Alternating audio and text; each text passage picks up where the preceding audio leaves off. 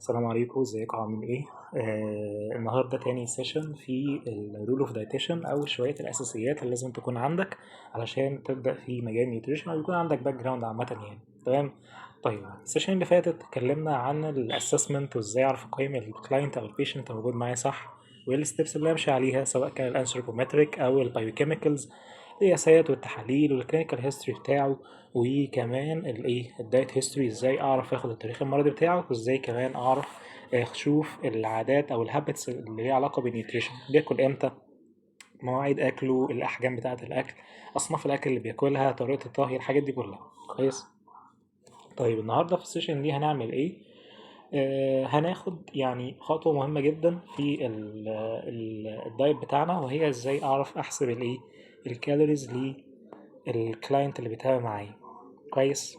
طيب انا شخصت الكلاينت صح، دلوقتي بقى محتاج اعرف احتياجاته، سواء كانت الكالوريز او كانت الماكروز اللي داخلها له. احنا كلنا عارفين ان اي وجبه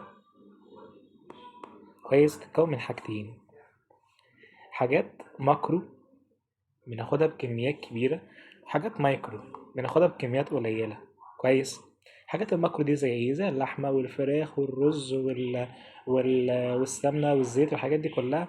الحاجات دي بتندرج كلها تحت ثلاث حاجات بس: كارب والبروتين والفات. دي الحاجات اللي محتاجة بكميات كبيرة. انما الحاجات المايكرو دي الحاجات اللي بنحتاجها بكميات مش كبيرة، كميات قليلة. بالعكس هي لما بتزيد بتبقى فيها مشكلة، زي زي الفيتامينات مثلا، وزي المينرالز كمان. تمام. الحاجات دي بتبقى زي عوامل مساعدة كده للماكروز، وكمان بتساعد في شوية عمليات جوه الجسم مهمة. مهمة للأعصاب، مهمة للهضم، مهمة لحاجات كتير جدا. كويس. طيب النهاردة بقى هنعرف هنعرف ازاي نحسب الكالوريز دي، وازاي نعرف نحسب كمان الماكروز او الكارب والبروتين والفات اللي المفروض يكون داخل. كويس. طيب الكالوريز دي هحسبها ازاي؟ في معادلات كتيرة جدا لحساب الكالوريز. كويس. ولكن يعني ممكن يكون أكتر معادلة أكيوريت أو أكتر معادلة بنستخدمها هي معادلة لحد كده، أو اللي بنسميها معادلة هاريس بندكت. كويس. اكتبها هنا جنبكم هنا كده: هاريس بندكت. كويس. دي معادلة كده بنحسب بيها الكالوريز. طيب المعادلة دي ممكن تكون طويلة شوية، وانت مش شرط تكون حافظها، عادي ممكن تكون موجودة قدامك وانت بتنقل كده الأرقام وبتعوض وخلاص. المعادلة دي بتقول لك ايه؟ بتقول لك انك عشان تجيب الوزن للميل بيبقى 66.5، ده رقم ثابت، زائد آسف، قبل ما نقول الحتة دي، في المعادلة دي احنا بنحتاج نجيب حاجتين. طيب بنحتاج نجيب حاجة اسمها البي ام ار او البيزل ميتابوليك ريت، ونحتاج نجيب حاجة تانية اسمها الاكتيفيتي فاكتور. يعني ايه الاتنين دول؟ البي ام ار ده هو معدل الحرق اللي جسمك بيحرقه بس في حالة السكون. يعني ايه؟ يعني انا قاعد بشرح لكم دلوقتي انا جسمي عمال بيحرق. كويس. وانا نايم جسمي بيحرق. حلو. الاجهزه اللي شغاله جوه جسمي دي، جهاز التنفسي والهضمي والحاجات دي كلها، بيحرقوا وبيستهلكوا طاقه. تمام. فكميه الطاقه اللي انت بتستهلكها في اليوم من غير ما تعمل اي نشاط بدني، ده اللي بنسميه البي ام ار. انما الاكتيفيتي فاكتور ده رقم كده بيدل على معدل النشاط بتاعك. يعني انت مثلا لو واحد سيدنتري، لو واحد ما بيتحركش كتير، فساعات ساعتها بنديلك مثلا سكور كده بيبقى واحد واتنين، او واحد بس، او واحد وواحد. طب انت واحد بتتمرن شوية بس حاجة بسيطة من ساعة لتلاتة في الأسبوع مثلا، بنديك سكور مثلا واحد و تلاتة، واحد وأربعة. كويس. يعني انت لو واحد سيدنتري بنديك مثلا واحد واتنين. لا، واحد بتتمرن شوية وفي شوية مجهود، ممكن نديك من واحد لتلاتة لواحد وأربعة. واحد لأ بتتمرن جامد، يعني مثلا أكتر من 5 ساعات في الأسبوع، ساعتها ممكن يديك واحد ونص. ده سكور بنقيمك بيه. واحد بقى فيري أكتف من واحد ونص وأنت طالع، ساعات بنوصل لاتنين. تمام. طيب أنا في الهارس بندكت دي محتاج حاجتين: محتاج أعرف البي ام ار أو البيزل ميتابوليك ريت، أو معدل الحرق اللي أنت بتحرقه في حالة السكون، ومحتاج أعرف الأكتيفيتي فاكتور. البي ام ار ده هجيبه إزاي؟ بمعادلة بسيطة خالص. لو اعتبرنا ان الحالة او الكلاينت اللي موجود معانا ولد مثلا، البي ام ار بيساوي ايه؟ بيساوي 66.5، ده رقم ثابت، زائد بنفتح قوس كده 13.8، ده برضو رقم ثابت، في الوزن بتاعك. تمام. كل ده زائد برضو هنفتح قوس 1.8 في الطول بتاعك بالايه، بالسنتيمتر. واحد طوله مثلا 185، واحد طوله 170 anyway يعني. تمام. كل ده برضو زائد هنفتح قوس 4.7 في سنك. المعادلة ممكن تبقى طويلة شوية بس يعني هي عشان أكتر حاجة accurate. حلو. طيب آسف، الزائد اللي هنا دي ناقص مش زائد. تمام. يبقى أنا عشان أجيب الكالوريز بيبقى 66.5 زائد 13.8 في الوزن زائد 1.8 في الطول ناقص 4.7 في الإيه، في سنك. فلو اعتبرنا إن في حالة مثلا موجودة معانا طولها، خلينا نجيب حالة مثلا من الحالات اللي موجودة فعلا. نغير اللون. الوزن مثلا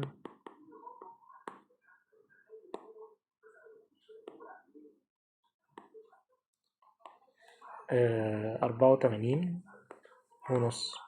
دي حالة اوريدي موجودة معانا بتتابع معانا يعني. الطول بتاعها بيبقى كان 1.85 متر. السن بتاعها كان 22. حلو. طيب معدل النشاط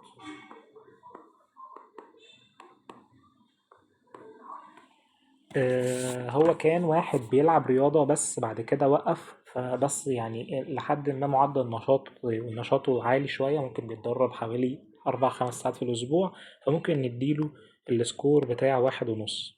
تمام. طيب يبقى أنا كده محتاج أول حاجة أجيب الإيه؟ أجيب البي إم آر عشان عايز أجيب الكالوريز. احنا قلنا في المعادلة دي بنحتاج حاجتين، بنحتاج البي إم آر. حلو. نحتاج البي ام ار ونحتاج الاكتيفيتي فاكتور. فالبي ام ار عرفنا المعادله بتاعته اهيت، وهنعوض بقى ايه، هنعوض دلوقتي. بي ام ار كانت بتساوي ايه؟ كانت بتساوي 66 ناقص 76 زائد، يعني افتح قوس 13.8 في الوزن. الوزن بتاعه كام؟ الوزن بتاعه 84.5، كاتبين 84.5. طيب زائد ايه؟ زائد هنفتح قوس تاني 1.8 وده رقم ثابت في الطول كان كام؟ 1.85 متر. فهنكتب 1.85 متر، وخلي بالك الطول هنا بالسنتي مش بالايه، مش بالمتر. طيب كل ده ناقص 4.7 وده رقم ثابت في 22 اللي هو السن بتاعه. هو كان قلنا فوق سنه ان هو 22. لو جيت حسبت كل ده، حسبت البي ام ار ده، هيطلع لك حوالي 1500 1600. الناتج ده كله هنضربه في الاكتيفيتي فاكتور اللي احنا كنا قلنا فوق ان هو كام، قلنا فوق ان هو 1.5. صح. فالناتج ده هيتضرب في 1.5، هيطلع لك في الاخر الكالوريز 2193. حلو. طيب احنا عملنا ايه عشان برضو ما تتوهش؟ احنا كنا عايزين نجيب الكالوريز كويس، فاخترنا معادلة اسمها، نغير اللون عشان ايه الناس تبقى مركزة معانا. اخترنا معادلة اسمها الهاريس بندكت. كويس. طيب الهاريس بندكت دي عشان احسبها بحتاج ايه؟ بحتاج حاجتين، حاجة اسمها البي ام ار، حاجة اسمها الاكتيفيتي فاكتور. البي ام ار ده هو معدل الايض او معدل الحرق بتاعك في حالة السكون. الاكتيفيتي فاكتور هو معدل النشاط بتاعك او معدل النشاط البدني بتاعك. حلو. وقلنا المعادلة بتاعت البي ام ار ايه؟ ان 66.5 ده رقم ثابت للرجالة، وفي زائد قصدي نفتح قوس 18.8 في الوزن زائد 1.8 في الطول. وخلي بالك الطول بالسنتي، طول بالسنتي ناقص 4.7 في سنك. حلو. وعرفنا الكيز اللي موجودة معانا ايه هي الداتا بتاعتها. حلو. قلنا الوزن بتاعها كام، قلنا الطول بتاعها كام، قلنا سنها قد ايه، وقمنا جايبين وقلنا النشاط البدني بتاعها ان هي بتلعب جيم حوالي 5 ساعات في الاسبوع. فجبنا البي ام ار وطلع معانا حوالي 1600 او 1500، ضربناهم في الاكتيفيتي فاكتور اللي احنا كنا لسه متكلمين عنه فوق اللي هو الواحد ونص، طلع لنا في الاخر الايه، توتال كالوري اللي احنا محتاجينها. تمام. طيب الكالوريز دي لو هو خدها حلو فهو هيفضل ثابت. تمام. طيب انا عايز اعرف الشخص ده اوفر ويت، فانا محتاج انزله في الكالوريز دي علشان يخس. تمام. ما هو اللي بيخس ده بيخس ازاي؟ ان هو كان بياخد مثلا كمية كالوريز قد كده. حلو. تمام. بس جسمه محتاج كالوريز قد كده، دي اللي هي اكشلي بيحتاجها. كويس. فكده اللي هو محتاجه اكبر بكتير من اللي بيخش له، فساعتها بحاول ان انا ايه، انقص له في الكالوريز اللي موجوده معايا دي. تمام. طيب انا اعرف بقى ازاي هو رفيع ولا تخين ولا تخين قوي او كده؟ بعرف من حاجه اسمها البي ام اي او البيزل ميتابوليك ريت. طيب البي ام اي دي بتساوي ايه؟ البي ام اي دي بتساوي الوزن على مربع الطول. بس خلي بالك بقى ان الطول هنا بالايه، بالمتر. فاكر في المعادله بتاعت البي ام ار فوق كان الطول بالايه، كان بالسنتي، انما هنا الطول بالايه، الطول بالمتر. حلو.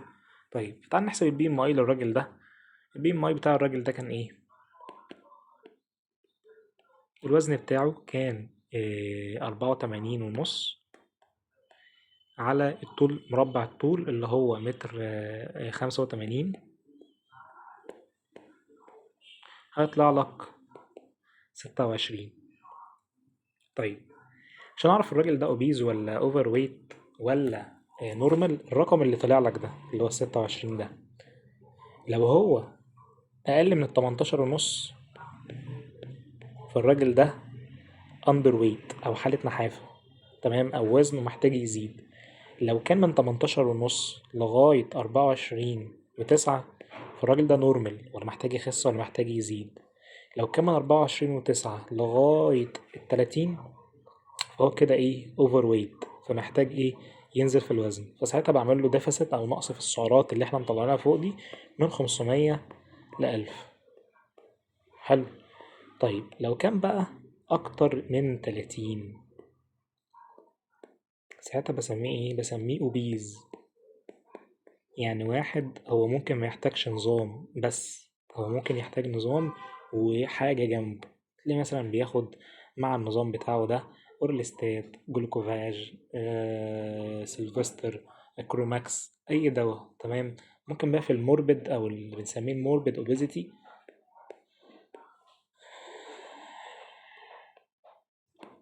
الموربد ده اللي بيكون بقى البي ام اي بتاعه اعلى من 40. حلو. فساعتها ممكن يحتاج سيرجري او عملية جراحية. تمام. او تدخل جراحي يعمل بقى تكميم او غيره. حلو. طيب خلينا نرجع، الراجل ده البي ام اي بتاعه كام، 26، فهو كده اكتر من 24 و9 من 10. فساعتها الراجل ده ايه، اوفر ويت، فمحتاج ينزل في الوزن. ساعتها بعمل له نقص في السعرات اللي انا لسه مطلعها دي. شايف السعرات دي، بعمل له نقص من 500 ل1000.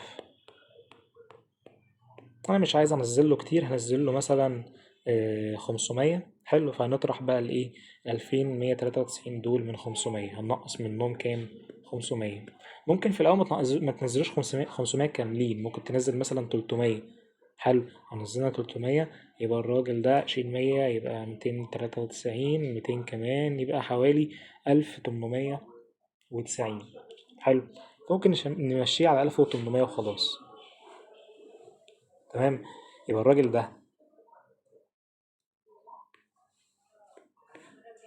عشان يخس هيحتاج 1800 سعر أو 1800 كالوري. تمام. تمام. 1800 كالوري دول بقى المفروض إن أنا بقسمهم على 3 حاجات. حاجة اسمها الكربوهيدرات، حاجة اسمها البروتين، حاجة اسمها الفاتس. ايه بقى الكلام ده؟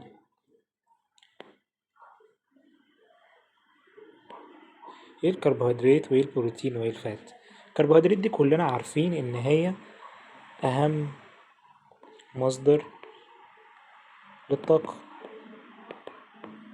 يعني جسمك البنزين اللي بياخده علشان يشتغل بياخده منين؟ بياخده من الكربوهيدرات. ممكن يكون ياخده من البروتين او من الفات، بس ده مش كويس. يعني مش كويس ان هو ياخد الطاقة اللي هو محتاجها من البروتين، مش كويس خالص. كمان احنا بنخلي البروتين ده اخر حاجة للطاقة، ومش عايزين الجسم ياخد منها طاقة اصلا. حلو. ممكن ياخد من الفاتس زي الناس مثلا الاوفر ويت او كده، او مش شرط يكون كمان اوفر ويت، ممكن الجسم بيوصل لمرحله ان هو بياخد من الايه، من الفاتس اللي متخزنه. ولكن اهم مصدر للطاقه هو الايه؟ كربوهيدرات. حلو. عشان كده تلاقي جسمك بياخد تقريبا من 45 ل 60% من الكالوريز اللي داخلاله دي جايه من الايه؟ جايه من الكربوهيدرات. حلو.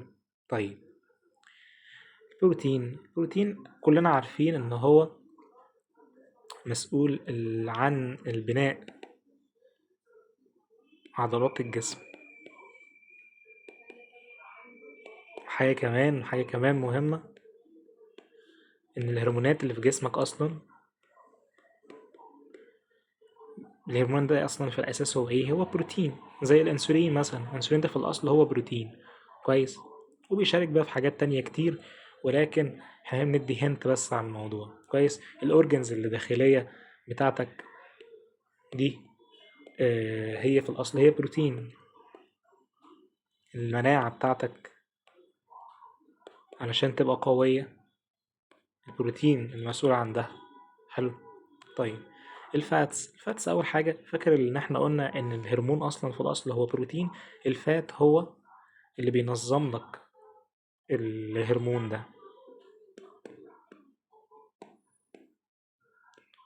تنظيم عمل الهرمونات دي حاجه كمان، مصدر مهم جدا للطاقه. مصدر للطاقه هي البديله للكربوهيدرات. حلو. تالت حاجه، انت لو اعتبرنا ان دي مثلا بطنك، في شويه اعضاء هنا. مش معايا والله. لو اعتبرنا ان دي الاعضاء، كويس.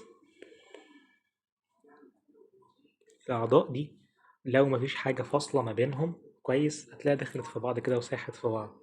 حلو. فلازم يكون في هنا ايه؟ حاجه فاصله الاعضاء دي عن بعض.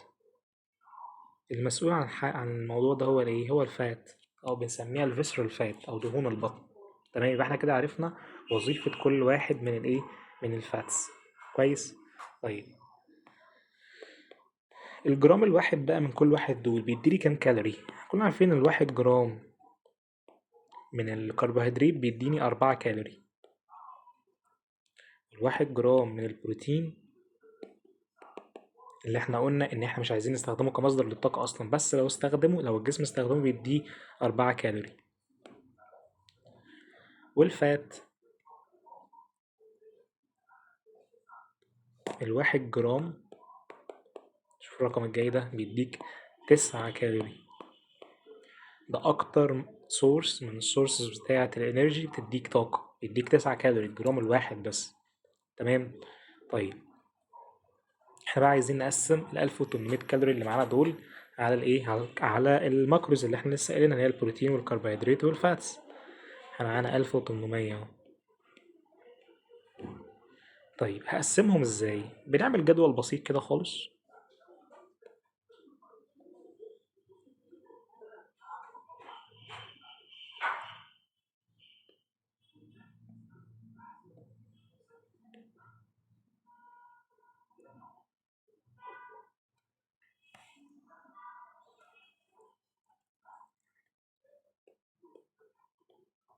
نعمل هنا ايه؟ كربوهيدرات، هنا البروتين، وهنا الفاتس. هنا السعرات، وهنا الجرامات. حلو. طيب احنا جسمنا بيحتاج قد ايه كربوهيدرات؟ قلنا فوق من 50 من 45 لغاية 60 في المية من التوتال كالوري. البروتين خلينا نثبتها مثلا على 50، احنا قلنا من 45 ل60، خلينا نثبتها أو أحسن تقسيمة ليها هي الإيه؟ هي 50%.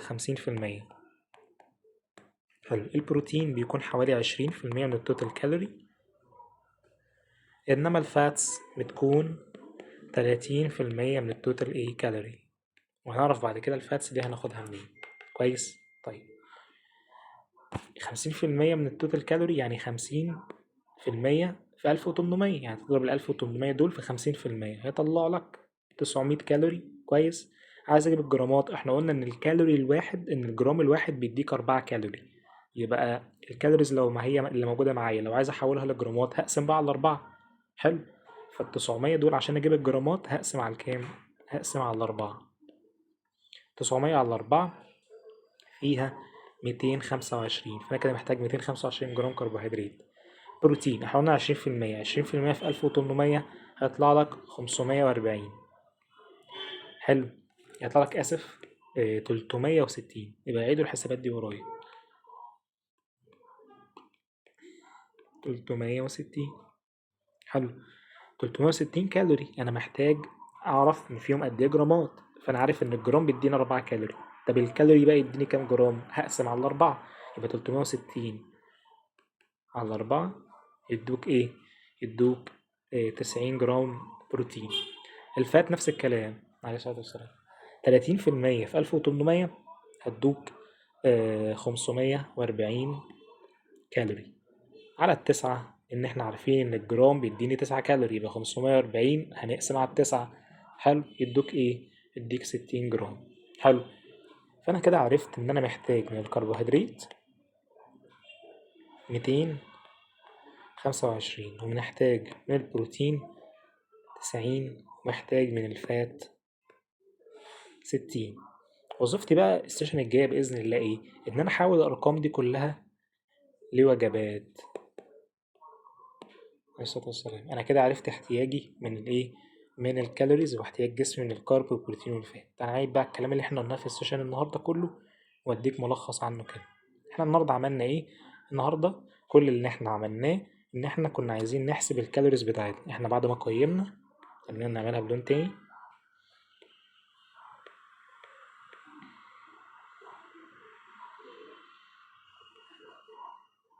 إحنا بعد ما قيمنا الحالة